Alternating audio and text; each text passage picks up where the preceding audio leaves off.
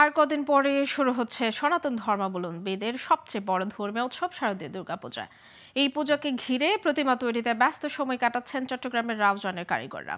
তবে কাঠ, বাঁশ, রং, দড়ি সহ প্রতিমা তৈরির সব উপকরণের দাম এবং শ্রমিকদের মজুরি বাড়ায় বিপাকে পড়েছেন তারা। দিনরাত খেটেও আশানুরূপ উপার্জন না হওয়ায় পেশা পরিবর্তনের কথা জানালেন প্রবীণ কারিগররা। চট্টগ্রামের রাউজান থেকে নেজামুদ্দিন রানার তথ্যচিত্রে ডেস্ক রিপোর্ট। আগামী ৯ অক্টোবর মহাষষ্ঠীর মধ্য দিয়ে শুরু হচ্ছে সনাতনী সম্প্রদায়ের সবচেয়ে বড় ধর্মীয় উৎসব শারদীয় দুর্গাপূজা। পূজার দক্ষিণক্ষণ ঘনিয়ে আসায় চট্টগ্রামের রাউজানের প্রতিমার কারিগরদের বেড়েছে কর্মব্যস্ততা।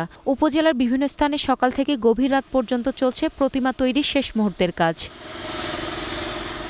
কারিগররা জানায়, চলতি মৌসুমে প্রতিমা তৈরির কাজ কিছুটা কমেছে, তারপরও ব্যস্ত সময় পার করছেন তারা। গভীর রাত পর্যন্ত বিভিন্ন কারখানায় চলছে কাজ। প্রতি বছর দুর্গা প্রতিমার যেরকম অর্ডার পাই, এবছর আমাদের প্রতিমা অর্ডার কিছুটা কম।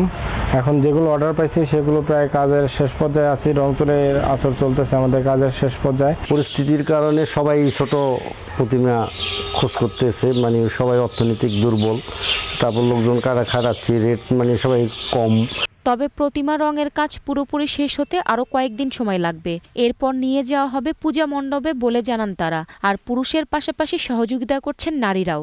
রঙের কাজ শেষ হলে আমরা প্রতিমাগুলা কাস্টমারকে সুন্দরভাবে বুঝিয়ে দেব, সবাই মণ্ডপে নিয়ে তখন তারা পূজার আয়োজন করবে। সংসার কাজ করে যেটুক পারি, স্বামী এবং ছেলে কাজ করে, ওদের সাথে সহযোগিতা করি। তবে প্রতিমা তৈরির সব উপকরণের দাম বাড়ায় চিন্তিত প্রবীণ প্রতিমার কারিগররা। এই শিল্প টিকে থাকা কঠিন বলে মনে করছেন তারা।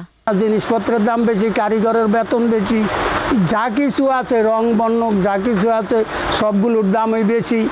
এখন আমরা এটা নিয়ে আমরা কি করবো, আমরা এখন চিন্তা ভাবনায় আছি। রাউজান পৌর এলাকায় ৯টি ওয়ার্ডে ৫৩টি পূজা মণ্ডপ সহ চলতি বছর এই উপজেলায় ২২৯টি পূজা মণ্ডপে দুর্গাকে বরণের অপেক্ষা করছেন ভক্তরা। Global television news desk.